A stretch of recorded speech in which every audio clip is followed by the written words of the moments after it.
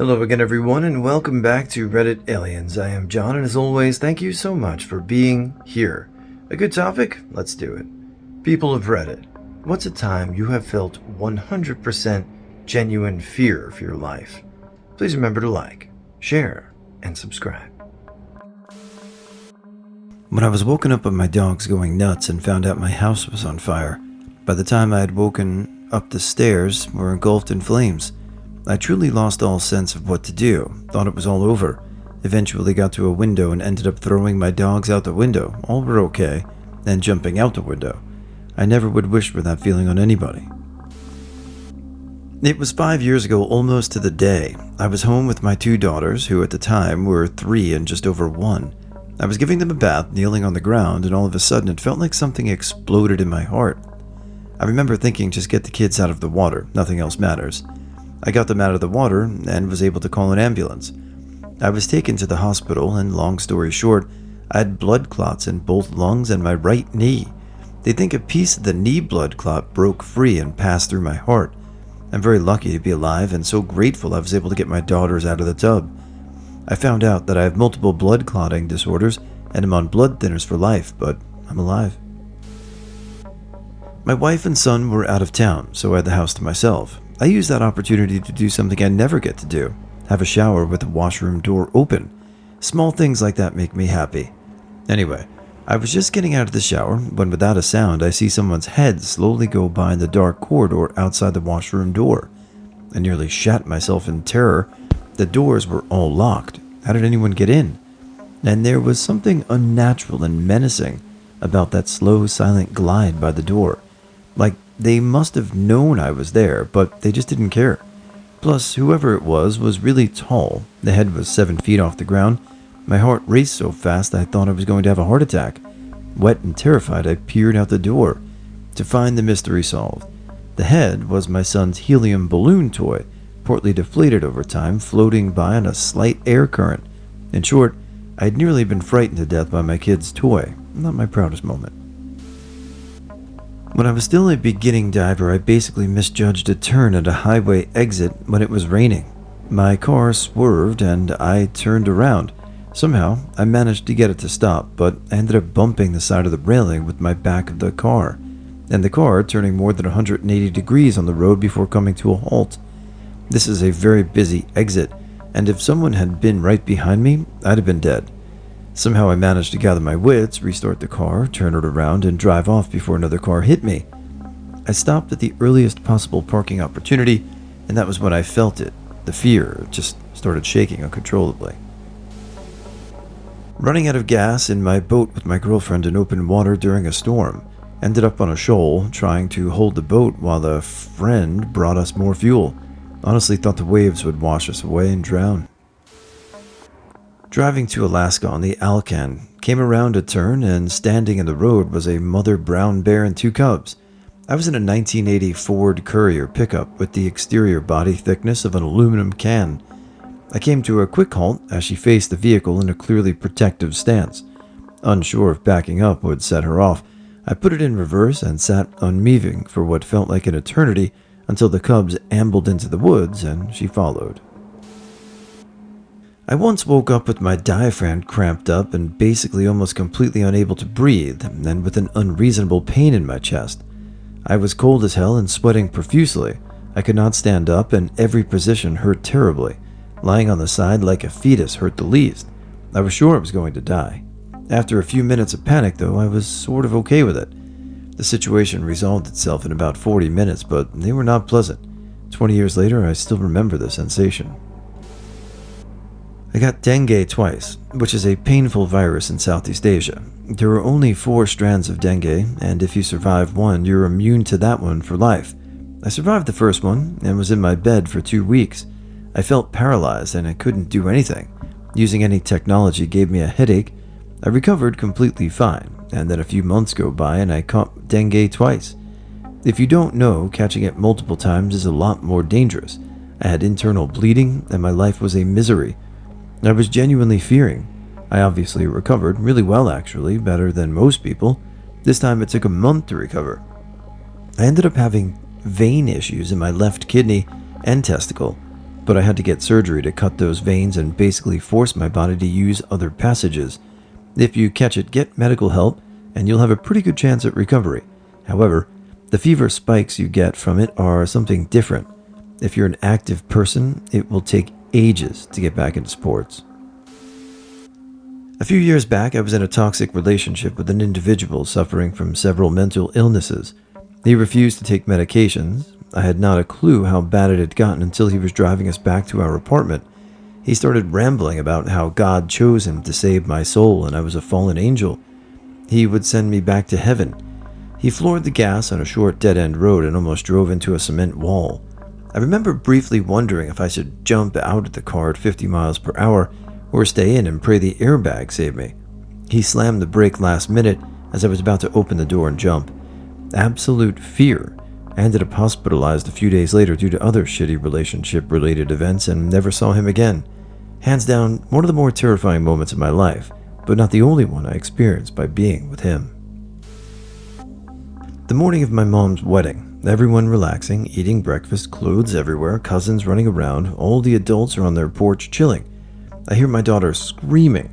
I run in the dining room. There were clothes draped over the back of a dining room chair.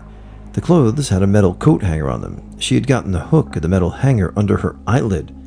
I grabbed the back of her head and slowly pulled the hook out, put a little ice on her eye for a bit. Luckily, it hadn't hit her eyeball at all.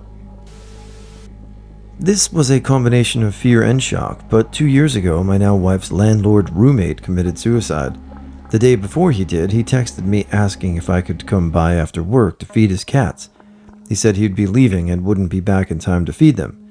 It was a brutal 13-hour day. I came home first, grabbed my wife, then girlfriend, who was at my apartment, to come with me so we could feed his cats and then go grab a late dinner. When we arrived, we opened the front door, which led directly to the stairs, townhome-type setup, garage, first floor, main living room, and area on the second. On the stairs, there was an envelope addressed to me, and the note inside was pretty much face value. My wife and I were joking and in high spirits on the way over there, and she really needed to pee. So she was a few steps in front of me as I was reading the note, which seemed like a fantasy. This is where my reality turned into a haze. The second sentence was, "There's no mess, but I've killed myself and I'm upstairs in my bedroom with the door closed." As soon as I read this, I very sternly told my wife, "Get down here right now and wait outside." I made the short trek up the stairs, glanced to my right, and saw his bedroom door closed. This is where my fear was at its peak, hoping this was just an effed up hallucination.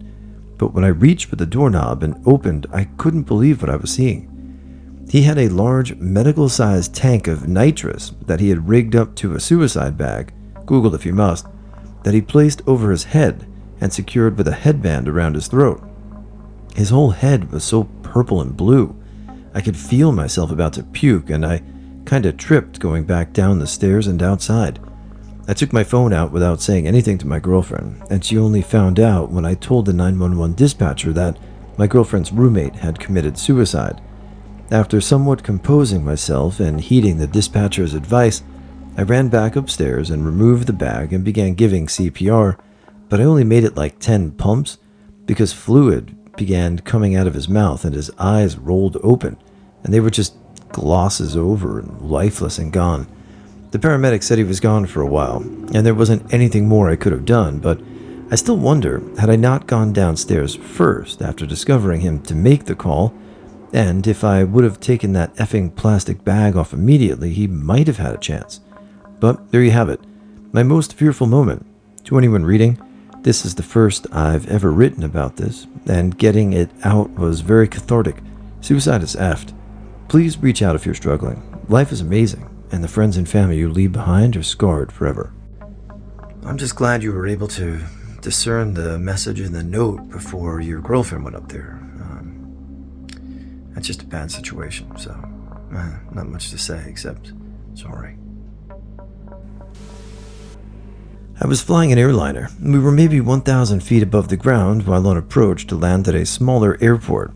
There were thunderstorms in the area. We ended up in a microburst with zero visibility.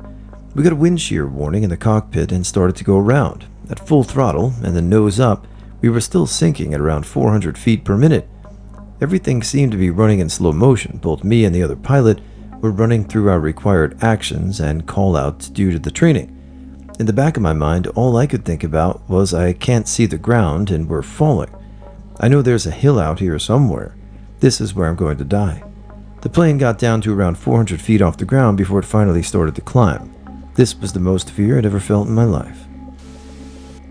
When I was trying to sleep at around 3 and felt someone press on my bed, then bag on the chair started shaking. Then again I felt something on my bed. Finally I had the courage to switch on the light and found a giant rat on my bed. Ugh. A few years ago I was trying to find gas in the middle of nowhere. I found a gas station but couldn't get the pump to work. A guy pulled up and told me that they wouldn't work because it was after 8 p.m. He said he had a few gallons in his truck and offered. I offered him cash and he declined. He was nice and respectful until he began slowly pumping the slowest 2 gallons of my life. Then he started saying in a creepy, though almost angry between clenched teeth voice, "You look really good, you married?" The complete change in demeanor and tone of voice scared the absolute shit out of me. It sent a chill through my body. I was absolutely terrified. Even if I'd had a weapon, he could have overtaken me. There was not a soul around, and the pasture around us was at least 2 to 3 feet of grass. I knew I was a goner. He kept saying lewd things, then asking where I worked and lived until I took the F off. I was riding my bike home from work along a pretty busy main road. I live in the city. I got to a downhill and started to pick up pace when I noticed a brown snake, which are very deadly, lying across the bike just lane ahead of me.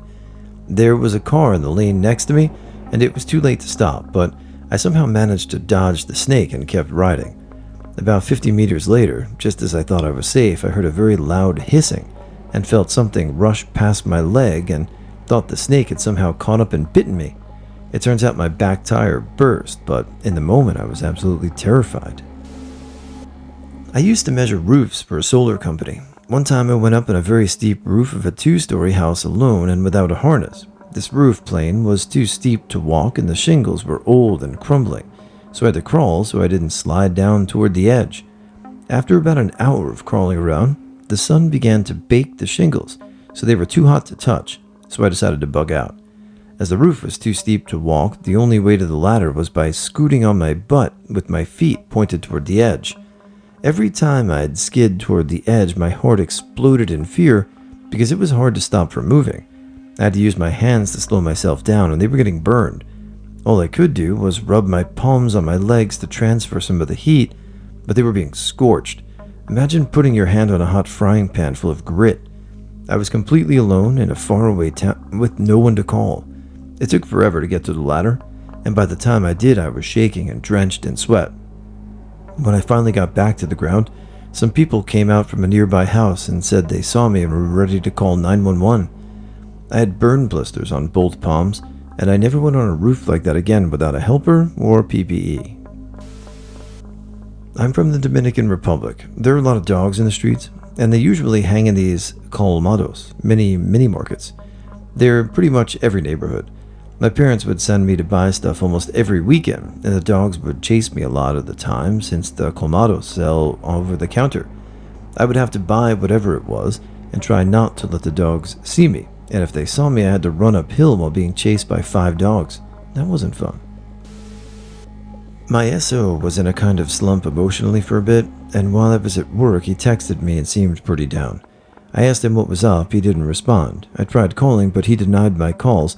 Then suddenly he just wrote, "I don't feel too good mentally," and just went offline on all platforms at once and shut off his phone. I just slammed my work laptop shut and ran as fast as I could to the subway to get home.